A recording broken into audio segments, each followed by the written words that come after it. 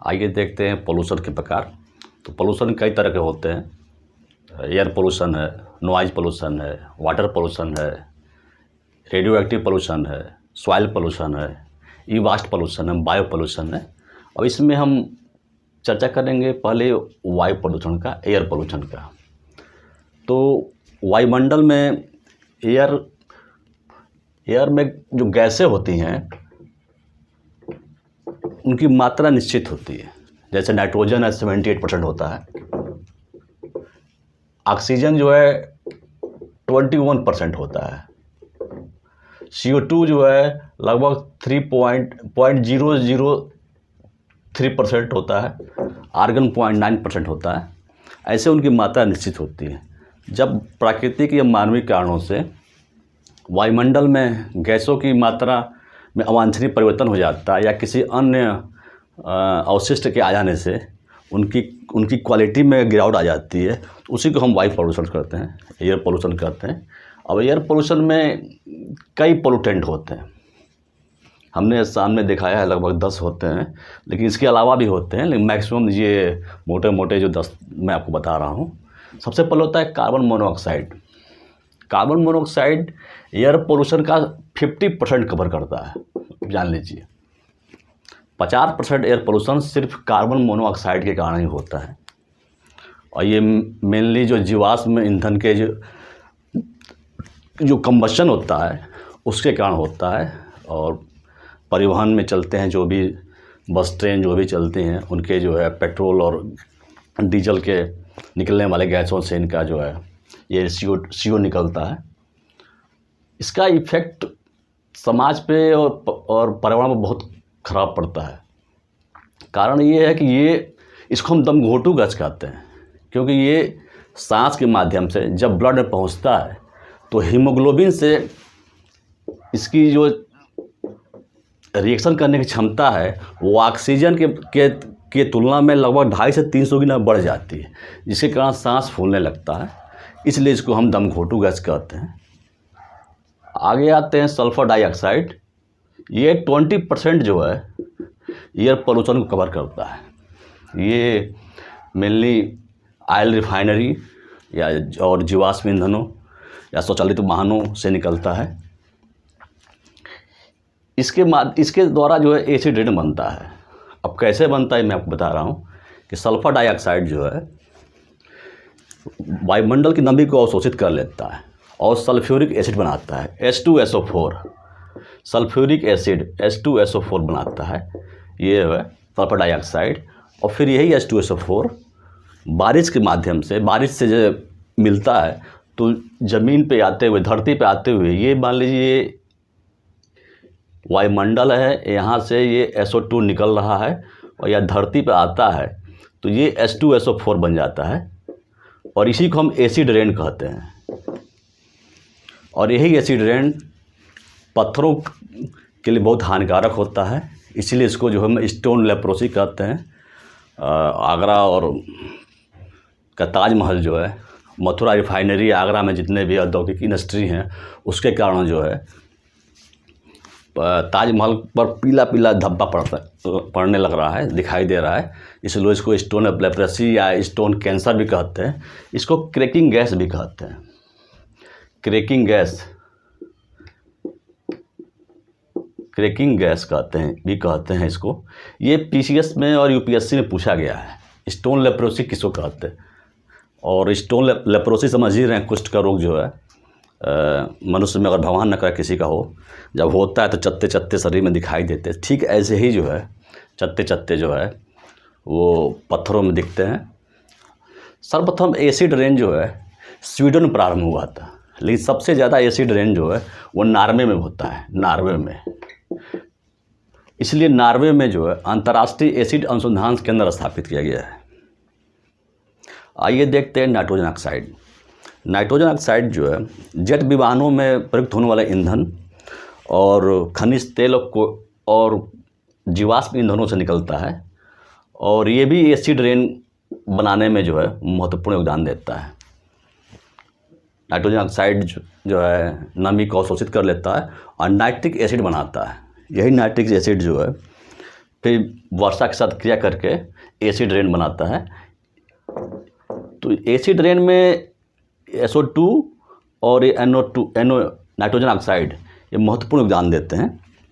शरीर में, मनुष्य के शरीर में फेफड़े कैंसर, स्किन रोग, इसमें इसका योगदान रहता है। बहुत घातक ये एयर पोल्यूटेंट है। नेक्स्ट पोल्यूटेंट है ये CO2 कार्बन डाइऑक्साइड। तो सभी जानते हैं कार्बन डाइऑक्साइड के बारे में कि ये ग्रीन हाउस गैस है। और ग्रीन हाउस गैस इसको इसलिए कहा गया है क्योंकि ये वायुमंडल में तापमान को बढ़ा देता है। ये जीवाश्म ईंधन और वनों के विनाश के कारण उत्पन्न होता है ये गैस जो है। और ग्रीन हाउस गैस इसलिए कहा गया है इसको जो है कि यूरोप में जो है सब्जी उगाने में जो है टेम्परेचर इतना कम होता था कि प्रॉब्लम होती थी। तो वहाँ पे मान लीजिए गोभी की सब्जी है, इसके ऊपर जो है ये प्लास्टिक कवर कर दिया गया। तो तापमान जब आता है, टेम्परेचर जब प्लास्टिक के अंदर सब सब्जी में आता है तो वो एरिया जो गर्म हो जाता है, इससे सब्जी उगती है। इसलिए वहाँ पे ये शुरू हुआ ग्रीन हाउस गैस का कंसेप्ट जो है। और CO2 जब आता है नीचे ज़मीन पे, धरातल पे, टेम्परेचर बढ़ता है, जिसके कारण जो है मृदा में नमी कमी हो जाती है, वर्षा कम हो जाता है, हिम ग्लेशियर पिघलने लगता है। और ऐसे ही चलता रहा तो मुंबई का ताज होटल भी जो है उसकी लॉबी जो है डूब जाएगी पानी से। और जब ये वैश्विक स्तर पा जाता है ग्रीन हाउस गैस, तो इसी को हम ग्लोबल वार्मिंग कहते हैं। ग्लोबल वार्मिंग, वैश्विक स्तर पे आने पे ग्रीन हाउस इफेक्ट को ग्लोबल वार्मिंग कहते हैं। नेक्स्ट गैस है क्लोरोफ्लोरोकार्बन, CFC। इसमें chlorofluorocarbon mainly refrigerator, AC, foam आदि से प्राप्त होता है। इसमें क्लोरीन की सबसे ज़्यादा मात्रा जो होती है। और ये गैस ओजोन लेयर के डिप्रेशन में, ओजोन लेयर के क्षरण में महत्वपूर्ण योगदान देता है। ओजोन लेयर आप जानते हैं अंटार्कटिका में 1985-84 के आसपास जो है उसको जो है पता लगाया गया अंटार्कटिका में, और उसकी परत में एक छिद्र दिखाई देने लगा, जिसके कारण सूर्य की आने वाली जो किरणें, अल्ट्रावायलेट रेड जो है वो ज़मीन पे, धरातल पे आई और मेनली स्किन कैंसर और अन्य तरह की बीमारियां जो है उत्पन्न हुई। तो क्लोरोफ्लोरोकार्बन जो है एयर पोल्यूटेंट में महत्वपूर्ण योगदान देता है, खासकर जो है ओजोन डिप्लीशन में। नेक्स्ट है मीथेन। तो मीथेन आर्द्र नमी, आर्द्र जो भूमि होती है वहाँ पे या जुगाली करने वाले जानवरों या धान की खेती ये पूछा गया है। UPSC का क्वेश्चन है, UPPSC BPSC क्वेश्चन है कि धान की खेती में क्या पाया जाता है, कौन सी गैस पाई जाती है, तो मीथेन पाया जाता है। तो इस कारण जो है ये भी ग्लोबल वार्मिंग में जो है महत्वपूर्ण योगदान देता है। नेक्स्ट है सीसा, PV लेड। तो सीसा पेट्रोल या डीजल में जो है टेट्राइथिल लेड मिलाया जाता है, और उसी कंबंशन से जब वो गाड़ी चलती है तो उसके धुएं में सीसा निकलता है। ये सीसा जो है लेड ऑक्साइड के रूप में हमारे शरीर में पहुंचता है और हमारे मस्तिष्क को, खासकर ब्रेन को बहुत प्रभावित करता है, ब्रेन को। इसके अलावा लीवर को, किडनी को भी इफेक्ट करता है।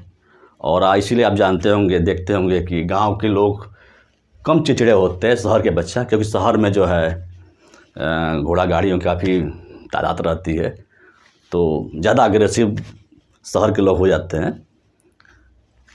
नेक्स्ट है धूलकण। तो आप कभी भी कंबल या चद्दर झाड़ेंगे देखते होंगे कि एक डस्ट जो है धूलकण निकलता है। ये सांस के रोग और दिमाग के लिए काफ़ी जो है महत्वपूर्ण भूमिका निभाता है, इसको जो है सांस की बीमारी के लिए। अब ये फ्लाई ऐश है। फ्लाई ऐश जो है कोल पत्थरों के जलाने से प्राप्त होता है। आप देखते होंगे कोयला जलता है तो काले काले डस्ट के जो कण है वो आपको दिखाई देते हैं, यही फ्लाई ऐश है। ये मुख्य सांस की बीमारी जो है, सांस और गुर्दे की बीमारी के लिए ये काम करते हैं। नेक्स्ट है कैडमियम। इसको हम रेस्पिरेटरी पॉइजन कहते हैं। रेस्पिरेटरी पॉइजन मतलब कि सांस का जहर,